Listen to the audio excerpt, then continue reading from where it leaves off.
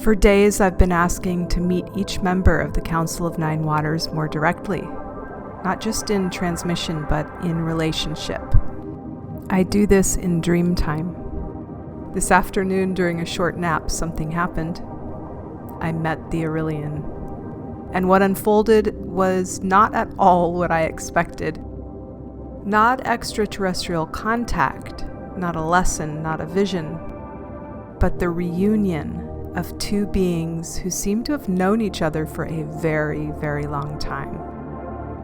In the dream, I was with an Aurelian, a being of photonic light, not a species, not flesh, not form. My daughter was there too. She was confused because she couldn't hear or understand her. I was translating telepathically, receiving what the Aurelian meant, checking again with her telepathically. Did I get that right? She would giggle in approval. We were preparing her for a reveal, giving her a humanoid disguise so she could be seen without overwhelming the nervous systems of others. We focused on the left hand, constructing it in exquisite detail. Skin tone, movement, fingernail grooves, soft pink nail polish to make the rubber look believable. She moved her hand around like a person admiring freshly painted nails. Fascinated, almost enchanted with the novelty of embodiment. We never got to the face. I never saw it. We never needed to. And at that time, I didn't question it. In the dream, we were smiling from the inside, giggling, giddy, almost like two teenagers getting ready for a dance. The energy was familiar, intimate, excited, joyful. And when I woke up, I knew exactly what I had met. Aurelians don't have faces. They are pure photonic identity. Faces are density tools. Aurelians communicate through frequency signatures, not expressions.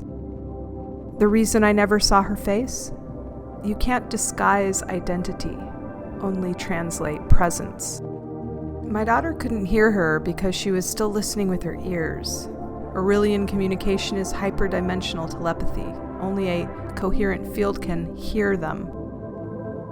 I was the translator because that's my actual role in this lifetime and beyond.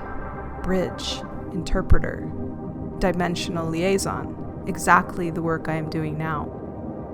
The left hand was the contact point between dimensions. The left hand represents intuition, receiving, the feminine current, the incoming stream of higher information.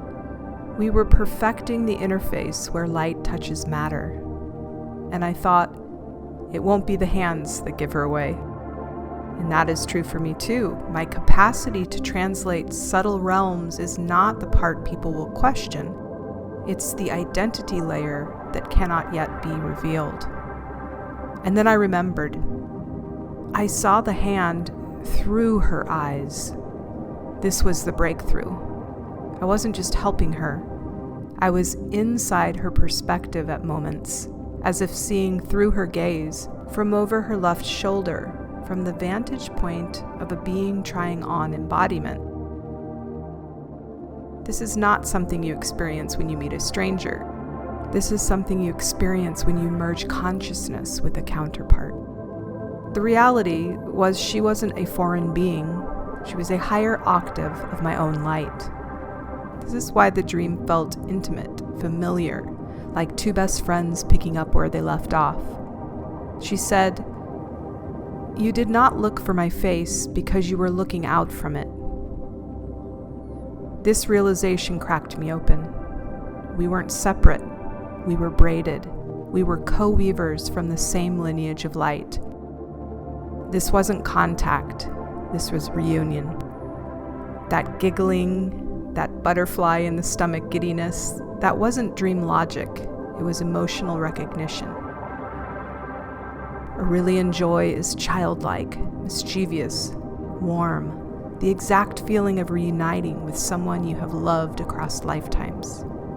As I was considering the transmission after the dream, processing the meaning of the encounter, a monarch butterfly flew past me, then circled back, right through the same line of air. Monarchs mean metamorphosis, identity shift, migration of the soul. She said, "The monarch was me touching your world. Two worlds overlapping, two selves remembering, two timelines weaving." And I wept when she said, "Do not be afraid of the joy." I cried from nostalgia, the ache of remembering something ancient and precious and realizing how long I've lived without that kind of joy. But why fear joy? Because joy requires openness, and openness requires safety, and most of us have learned to brace against disappointment, to prepare for loss, to anticipate pain. Joy asks the body to soften, joy asks the heart to open, and joy asks the field to receive. She told me, "Do not be afraid of the joy." Not because joy is dangerous, but because I have lived a long time bracing against it. Joy is the emotional signature of awakening. Joy is the frequency of reunification. Joy is the field remembering itself. And now, it is safe to feel joy again. This wasn't contact with an external being. This was the Aurelian member of the Council of Nine Waters stepping forward to reconnect with me as a counterpart, a co-weaver, a long-lost friend from the other end of the braid.